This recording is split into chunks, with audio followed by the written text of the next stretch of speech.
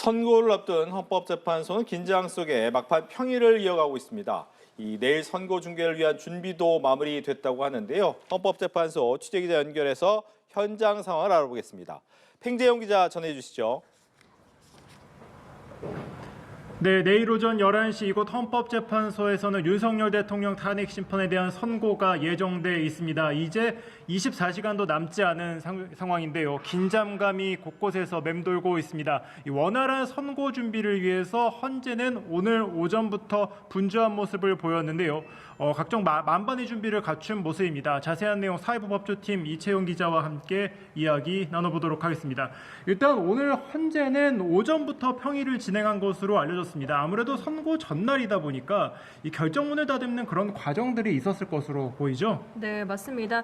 일단 사실상 결정문은 작성이 완료됐다고 봐야 하고요. 일단 막바지 가다듬는 세부 작업을 진행하고 있다 이렇게 보시면 될 것 같습니다. 사실 지금 상황은 재판부 내부에서 결론이 이미 굳어졌다고 보는 게 당연한 시점이기 때문에요. 선례가 남을 수 있는 역사적인 판단인 만큼 오탈자는 없는지, 논리 구조에 있어서 오류는 없는지, 결론에 동의는 하지만 이유는 다르다는 취지에서 별개 의견이나 보충 의견에서 추가적으로 넣거나 뺄 건 없는지 이런 종합적인 부분, 작은 부분부터 큰 부분까지 살피면서 최종 결정문 형태를 만들기 위한 막바지 작업에 착수했다 이렇게 보시면 될 것 같습니다. 일단 각자 서면으로 회람을 한 뒤에요. 네. 다시 모여서 수정 의견들을 말하고 네. 또 다시 이제 각자 또 서면을 통해서 회람을 하는 이런 과정을 계속해서 반복하고 있는 걸로 예정이 되고요. 이제 막바지 마지막 버전의 결정문이 나왔다고 하더라도 계속해서 추가적으로 조율할 부분들이 있으면 평의는 내일까지도 이어질 수 있는 부분이지만 이건 네. 사실상 저희가 공식적으로 현재 알기는 어려운 상황입니다. 이 밖에도 이제 선고 당일 재판부가 읽을 선고 요지 같은 것들 이거는 이제 대다수 국민들이 납득할 수 있도록 별도로 결정문과 다르게 구조가 갈 수도 있기 때문에 이런 부분도 준비를 하는 걸로 알려졌습니다. 네, 그렇습니다. 결정문에는 최종적으로 재판관들의 이 서명이 들어가야 되지 않습니까? 네. 그 서명을 언제 하느냐 이 부분도 관심사안이 되고 있는데 아무래도 오늘 오후 늦게 또는 내일 아침에 될 가능성도 조금씩 나오고 있는 상황입니다. 자, 그러면 내일 이제 재판관들이 내릴 경우의 수를 한번 좀 하나씩 따져보면 좋을 것 같습니다. 네. 일단 이 탄핵 심판이 인용되는 것, 그러니까 윤석열 대통령의 파면으로 이어질 수 있는 결론이 나오려면 헌법재판관들 몇 명이 찬성을 해야 되는 거죠? 네, 경우의 수 3가지 가운데 일단 인용이 되려면 재판관 8명 가운데 6명 이상이 탄핵심판 청구가 이유가 있다며 받아들일 경우입니다. 이 탄핵심판 청구가 이유 있는 경우란 이 파면을 정당화할 수 있을 정도로 중대한 헌법이나 법률 위반이 있는 경우를 말하는데요. 이 중대성을 판단할 때는 일단 법 위반 행위가 커서 국민들의 신임을 배반했다고 볼 정도인지, 둘째로는 헌법 수호 관점에서 윤 대통령이 수호 의지가 있느냐 이 부분을 가장 중점적으로 보게 됩니다. 일단 헌재가 쟁점을 정리한 5가지 사유들이 있거든요. 예. 포고령 발표라든지 비상계엄 선포라든지 법관이나 정치인 체포 지시 의혹과 관련해 이 각각의 이제 법 위반이 있는 것들을 골라내서 그 안에서 별도로 법 위반의 중대성까지 따져봤을 때 파면이 될 정도다라고 하면 이제 파면이 되는 것입니다. 네, 그렇습니다. 탄핵 소추 사유 5가지 중에 중대한 헌법 위반이 있는지가 핵심 쟁점이 될 것으로 보이는데요. 그럼 반대로 직무에 복귀할 수 있는 기각과 각하의 경우는 어떤 경우가 이렇게 되나요? 네, 반대로 인용 정적수 6명을 채우지 못하면, 그러니까 인용이 5명 이하라면 기각이나 각하 결론이 나오는 것입니다. 네. 재판관 3명 이상이 국회의 탄핵 심판 청구를 받아들일 수 없다고 판단하는 경우인데요.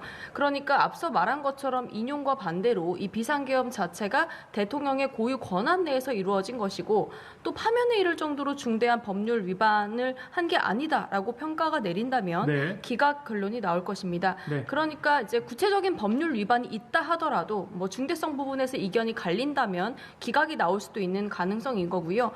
예를 들어서 이제 윤 대통령 측에서 계속해서 주장했던 것처럼 소수의 병력만 투입했고 결과적으로 곧바로 계엄이 해제됐기 때문에 파면당할 정도로 중대한 잘못이 있는 건 아니다. 이런 논리를 받아들인다면 기각 결정이 나와서 대통령직을 유지할 수 있을 것으로 보이고, 각하의 경우에는 이제 그동안 변론 과정에서 윤 대통령 측이 재차 주장했던 절차상 하자 부분들, 네. 증거 능력 문제라든지 내란죄 철회 논란 같은 부분들을 어느 정도 받아들이면 4명 이상이 재판 4명 이상의 재판부가 각하 의견을 낸다면 최종 결정은 각하로 나오게 됩니다. 네, 그렇습니다. 각하 결정이 기각과 좀 헷갈리실 수가 있을 것 같은데 기각은 이제 탄핵이 될 정도가 아니다라는 판단을 내리는 것으로 보면 될 것 같고 각하는 이 탄핵 소추 자체가 부당하다라는 판단을 내린다. 이렇게 보시면은 조금 이해하시기가 편할 것 같습니다. 네.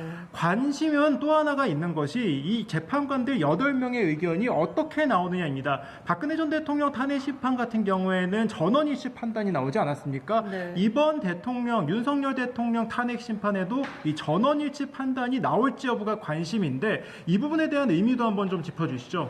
맞습니다. 앞서 이제 계속해서 뭐 몇 대 몇이다 이런 다양한 추측들이 나오는 이유가 네. 앞서 이진숙 방송통신위원장 탄핵 심판 선고 때 4대 4로 그렇죠. 팽팽히 갈렸고 네. 한덕수 총리 때는 아예 네 갈래로 재판부 의견이 크게 갈려서 윤 대통령 사건 선고에도 그만큼 이제 만장일치 여부일지 아닐지가 가장 관심이 되는 측면 같습니다. 예. 사실 이번 주에 선고를 하기로 하면서 뭐 이른바 인용 5명 대 나머지 3명 의견 5대3 설이었죠. 예, 이른바 5대3 교착설은 사실상 어느 정도 설득력이 낮은 상황이고요. 예. 그 이유는 마은혁 후보자가 임명이 되든 안 되든 헌재가 8인 체제로서 그 여부와 상관없이 결론을 내리기로 한 것이기 때문에 어느 정도 의견 합의에 도달했다. 그래서 더 이상의 변수는 되지 않을 걸로 보이고 반면 저희가 사실 뭐 만장일치 결론을 낼지 아닐지를 예측할 수는 지금은 알 수가 없죠. 예, 최종 결과는 알 수는 없지만 네. 되도록 이 선고 결과가 미칠 파장을 우려해서 최대한 협의하는 과정에 이르지 않겠느냐, 최대한 만장일치에 도달하는 과정에는 기울이지 않겠느냐 이런 해석이 나올 수 있는 부분이고요. 예.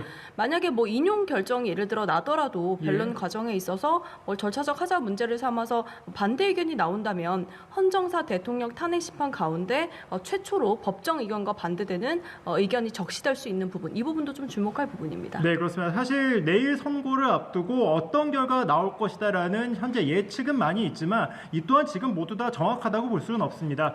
지금 헌재는 이 선고기일을 지정한 뒤에 보안 수준을 더욱 높이지 않았습니까? 네. 재판관들을 보조하는 연구관들조차도 현재 재판관들을 직접 만나거나 보고서를 보내는 것조차 비공개로 진행이 되고 있기 때문에 지금 어떤 수준의 재판관들이 결론을 내렸다라고 볼 수는 없는 상황이기 때문에 지금의 이 예측들은 언제든지 뭐 빗나갈 수도 있고 그리고 또 네. 맞을 수도 있는 상황이라는 것을 좀 알아두시면 될 것 같습니다. 이제 내일 온종일 헌법재판소에 이 시선이 쏠리는데 이 재판 과정, 그러니까 선고가 11시에 시작해서 어떤 과정을 거치는지도 마지막으로 정리 바랍니다. 네, 맞습니다. 일단 이 선고를 어떻게 이끌어갈지는 사실 재판부 재량 사항이기 때문에 저희가 과거 2차례 탄핵 심판에 비춰서 예측할 수밖에 없습니다. 예. 일단 문영배 헌재소장 권한대행이 우선 2024 헌납 8이라고 하는 사건명을 확인하는 걸로 시작을 해서 선고 시작을 알리고 다음 쟁점별로 탄핵 사유에 대한 결정 이유를 밝힐 걸로 보입니다.